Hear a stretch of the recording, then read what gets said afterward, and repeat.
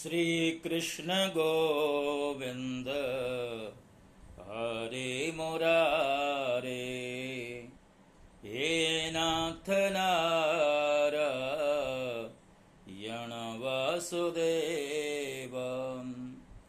जय श्री कृष्ण भक्तों, श्रीमद् भागवत महापुराण के चतुर्थ स्कंद का 11वां अध्याय आपके समक्ष प्रस्तुत कर रहा हूं।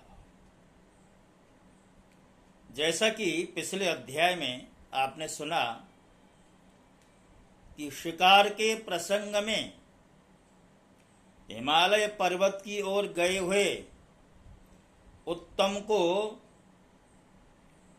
किसी यक्ष ने मार डाला। ध्रुव जी को जब खबर मिली तो उन्होंने अपनी सेना सजाई, रथ पर आरूढ़ होकर के अलकापुरी के ऊपर आक्रमण कर दिया और हजारों की संख्या में यक्षों को मार डाला। भयंकर युद्ध हुआ। इधर यक्षों ने भी ध्रुव जी के जवाब में जितना हो सकता था उतनी अपनी सामर्थ्य प्रकट की।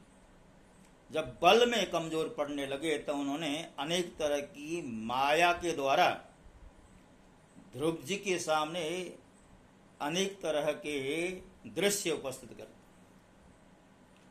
इधर ऋषियों मुनियों को चिंता होती है कि कहीं ऐसा न हो कि बालक ध्रुव, जिसने मात्र 6 महीने की साधना से भगवान को प्राप्त कर लिया था, वो आज युद्ध के इस समुद्र में हिलोरे ले रहा है, तो इसकी तो रक्षा होनी चाहिए। अब देखिए, इधर मनु महाराज जो ध्रुव जी के पितामह हैं, दादाजी, उनको जब समाचार प्राप्त हुआ तो मनु महाराज ध्रुव जी के पास गए और जैसे ही ध्रुव जी के पास पहुंचे हैं, उन्होंने जब भयंकर युद्ध को देखा है तो ध्रुव जी को युद्ध के लिए रोकना चाहा है। मनु महाराज कहते हैं, अलम वत्सातिरोषेण तमोद्वारेण पाप्मना येन पुण्यजनानेता नववदेत् स्वमनागसः। येन पुण्यजनान एनान अवधिस्त्व मनागस। अर्थात बेटा बस करो, अधिक क्रोध करना ठीक नहीं है। यह पापी नरक का द्वार है, यानी क्रोध करना ठीक नहीं है। और इस क्रोध के अधीन होकर के तुमने बहुत सारे निरपराध यक्षों का वध किया। नास्मत्कुलोचितं तात कर्मैतद् सद्विगर्हितं वधो यदुपदेवाना मारब्धस्ते कृतैनसाम्।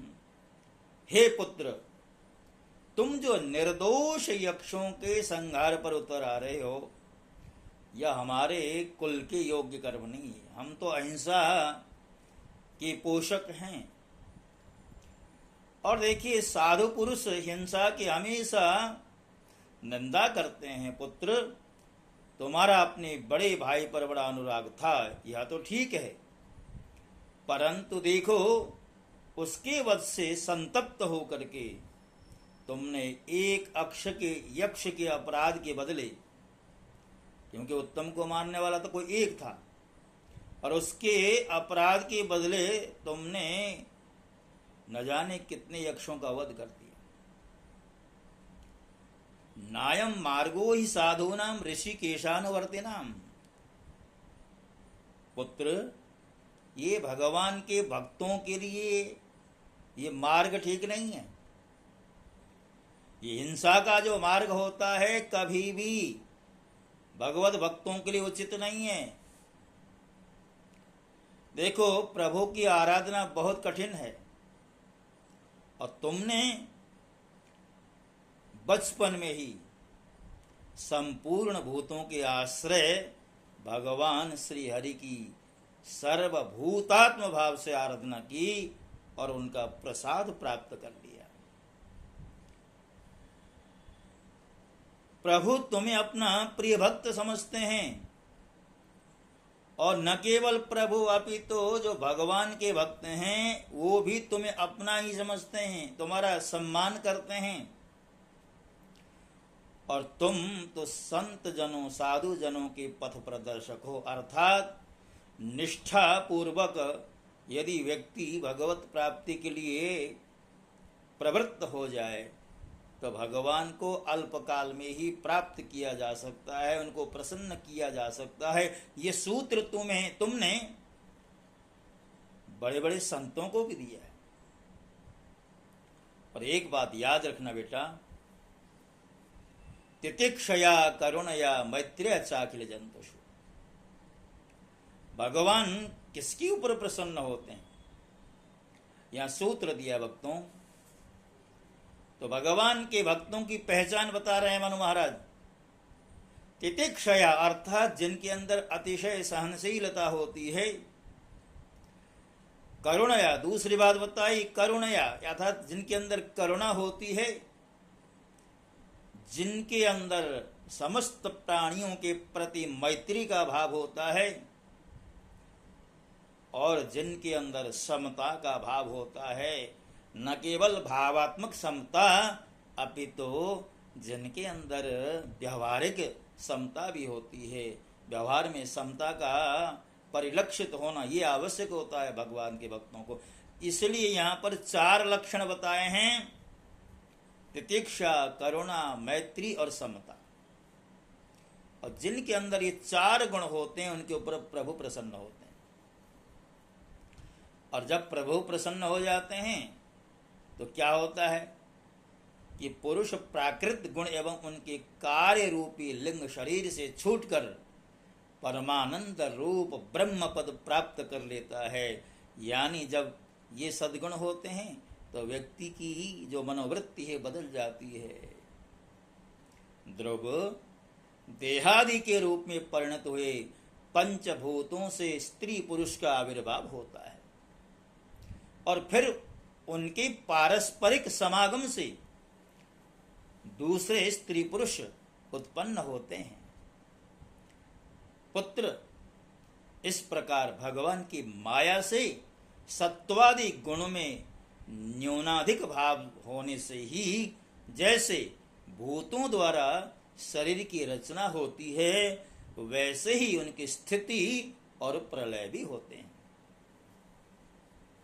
हे नरश्रेष्ठ, निर्गुण परमात्मा तो इनमें केवल निमित्त मात्र है। उसके आश्रय से यह कार्य कारणात्मक जगत उसी प्रकार भ्रमता रहता है जैसे चुंबक के आश्रय से लोहा। काल शक्ति के द्वारा क्रमशः सत्वादि गुणों में क्षोभ होने से लीलामय भगवान की शक्ति भी सृष्टि आदि के रूप में विभक्त हो जाती है। अतः भगवान अकर्ता होकर भी जगत की रचना करते हैं। पुत्र वे काल स्वरूप अव्यय परमात्मा है, स्वयं अंतरित होकर भी जगत का अंत करने वाले हैं तथा अनादि होकर भी सबके आदि करता है। वे ही एक जीव से दूसरे जीव को उत्पन्न कर संसार की सृष्टि करते हैं तथा मृत्यु के द्वारा मारने वाले को भी मरवा कर उसका संहार करते हैं। वे काल भगवान संपूर्ण सृष्टि में समान रूप से अनुप्रविष्ट हैं। उनका न तो कोई मित्र पक्ष है और न शत्रु पक्ष। जैसे वायु के चलने पर धूल उसके साथ साथ उड़ती है, उसी प्रकार समस्त जीव अपने अपने कर्मों के अधीन होकर काल की गति का अनुसरण करते हैं। सर्वसमर्थ श्री हरि कर्म बंधन में बंधे हुए जीव की आयु की वृद्धि और क्षय का विधान करते हैं, परंतु वे स्वयं इन दोनों से रहित और अपने स्वरूप में स्थित हैं। यहां पर बताया, इन परमात्मा को ही मीमांसक लोग कर्म, चार्वाक, स्वभाव, वैशेषिक मतावलंबी, काल, ज्योतिषी, दैव और काम शास्त्री अर्थात काम कहते हैं। वे किसी भी इंद्रिय या प्रमाण के विषय नहीं हैं। महदादि अनेक शक्तियां भी उन्हीं से प्रकट हुई हैं। वे क्या करना चाहते हैं इस बात को भी संसार में कोई नहीं जानता, फिर अपने मूल कारण उन प्रभु को तो जान ही कौन सकता है। पुत्र, ये कुबेर के अनुचर तुम्हारे भाई को मारने वाले नहीं हैं, क्योंकि मनुष्य की जन्म मरण का वास्तविक कारण तो ईश्वर ही है। स एव विश्वं सृजति स एवावति हन्ति च अथापि ह्यनहंकारान् नाज्यते गुणकर्मभिः। अर्थात एकमात्र वही संसार को रचता, पालता और नष्ट करता है, किंतु अहंकार शून्य होने के कारण इसके गुण और कर्मों से वह सदा निर्लेप रहता है। वे संपूर्ण प्राणियों के अंतरात्मा, नियंता और रक्षा करने वाले प्रभु ही अपनी माया शक्ति से युक्त होकर समस्त जीवों का सृजन, पालन और संहार करते हैं। जिस प्रकार नाक में नकेल पड़े हुए बैल अपने मालिक का बोझा ढोते रहते हैं, उसी प्रकार जगत की रचना करने वाले ब्रह्मादि भी नाम रूप डोरी से बंधे हुए उन्हीं की आज्ञा का पालन करते हैं।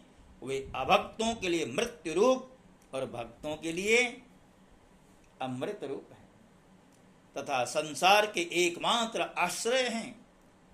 तात तुम सब प्रकार उन्हीं परमात्मा की शरण लो। तुम 5 वर्ष की अवस्था में अपनी सौतेली माता के वाग्बाणों से मर्माहत होकर मां की गोद छोड़कर वन को चले गए थे। वहां तपस्या द्वारा जिन ऋषिकेश भगवान की आराधना करके तुमने त्रिलोकी से ऊपर ध्रुव पद प्राप्त किया है और जो तुम्हारे वैरभावहीन सरल हृदय में वात्सल्यवश विशेष रूप से विराजमान हुए थे, उन निर्गुण, अद्वितीय, अविनाशी और नित्य मुक्त परमात्मा को अध्यात्म दृष्टि से अपने अंतःकरण में ढूंढो। ऐसा करने से सर्वशक्ति संपन्न परमात्मा स्वरूप सर्वांतर्यामी भगवान अनंत में तुम्हारी सुदृढ़ भक्ति होगी। जिस प्रकार औषधि से रोग शांत किया जाता है, उसी प्रकार मैंने तुम्हें जो कुछ उपदेश दिया है उस पर विचार करके अपने क्रोध को शांत करो। क्रोध कल्याण मार्ग का बड़ा ही विरोधी है। भगवान तुम्हारा मंगल करें। क्रोध के वशीभूत हुए पुरुष से ही सभी लोगों को बड़ा भय होता है।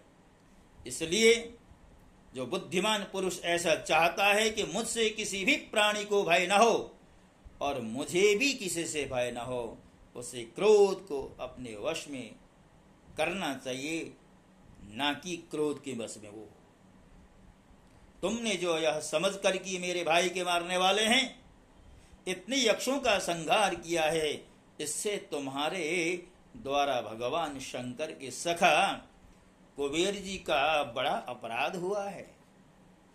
इसलिए पुत्र, जब तक कि महापुरुषों का तेज हमारे कुल को आक्रांत नहीं कर लेता, नष्ट नहीं कर देता, इसके पहले ही विनम्र भाव और विनय के द्वारा शीघ्र उन्हें प्रसन्न करो। अर्थात कुबेर जी का ही तो अनुचर था यक्ष। इस प्रकार स्वयंभु मनु ने अपने पौत्र ध्रुव को शिक्षा दी। तब ध्रुव जी ने उन्हें प्रणाम किया। इसके पश्चात वे महर्षियों के सहित अपने लोक को चले गए। भक्तों, ये अध्याय हमें ये शिक्षा दे रहा है, हम कितने ही शक्ति संपन्न क्यों न हों, संसार में भौतिक जो शक्ति होती है अपनी स्थान पर है, किंतु यदि हमें आध्यात्मिक शक्ति को बनाए रखना है। ध्रुव ने 5 वर्ष की अल्पायु में ही भगवान को प्राप्त कर लिया, भगवान से वर प्राप्त कर लिया, किंतु भाई के वध का बदला लेने के लिए जो अचानक मन में क्षोभ उत्पन्न हुआ, यक्षों के प्रति वैरभाव उत्पन्न हुआ और एक यक्ष के बदले हजारों की संख्या में यक्षों का वध किया, तो मनु महाराज कहते हैं नायम मार्गो ही साधु नाम ऋषिकेशानुवर्ति नाम पुत्र। अरे तुम तो भगवान ऋषिकेश के जो है भक्त हो, और ऐसे भगवान के भक्तों को ऐसे हिंसात्मक पद का तो कभी अनुसरण करना ही नहीं चाहिए। ये तुम्हारे मतलब का मार्ग नहीं है पुत्र। भगवान की प्रसन्नता चाहिए, भगवान की कृपा चाहिए, तो 4 गुण तुम्हारे भीतर होना चाहिए, जैसा कि हमने पहले बता दिया है। और हम सबको भी चाहिए कि हम अपने अंदर 4 गुण विकसित करें। तितिक्षया करुणया मैत्रिया चाखिल जंतुषु समत्वेन च सर्वात्मा भगवान संप्रसीदति। अर्थात सहनशीलता, करुणा, समता और मैत्री भाव, ये सद्गुण जिनके अंदर होते हैं वो भगवान के प्रिय होते हैं। ये सूत्र यहाँ पर दिया गया है। तो हम भी सरल बने, समता का व्यवहार करने वाले बने, हमारा सबके प्रति मैत्री का भाव हो, और यदि ऐसा हुआ और स्वाभाविक रूप में करुणा का भाव हमारे अंदर हो, तो ये सद्गुण हमारे अंदर विकसित हों। और जिस दिन ये 4 गुण हमारे अंदर विकसित होंगे, निश्चित तौर पर हमें भगवान की कृपा प्राप्त होगी, इसमें कोई संदेह नहीं है। भक्तों, इन्हीं शब्दों के साथ आज मैं इस 11वें अध्याय को विश्राम दे रहा हूँ, और बाकी आगे के जो प्रसंग हैं आगे के अध्यायों में आपके समक्ष रखे जाएंगे। तब तक के लिए आपसे विदा होता हूँ, और इसी कामना के साथ कि आप मेरे इन प्रसंगों को अवश्य एक बार सुन लीजिए, और बैठे बैठे भागवत के कुछ शब्द आपके कानों में पढ़ते रहें। इसके लिए कोई श्रम की आवश्यकता नहीं। मोबाइल ऑन करना है, यूट्यूब में हमारा चैनल ऑन करना है, सुनना है, और हमारा जो चैनल है उसको यदि आपने सब्सक्राइब नहीं किया है तो सब्सक्राइब करना है, और वीडियो को अगर शेयर करना चाहें अपनों के साथ तो उसके लिए भी आप स्वतंत्र हैं। तो इन्हीं शब्दों के साथ जय श्री कृष्ण। ओम नमो भगवते वासुदेव।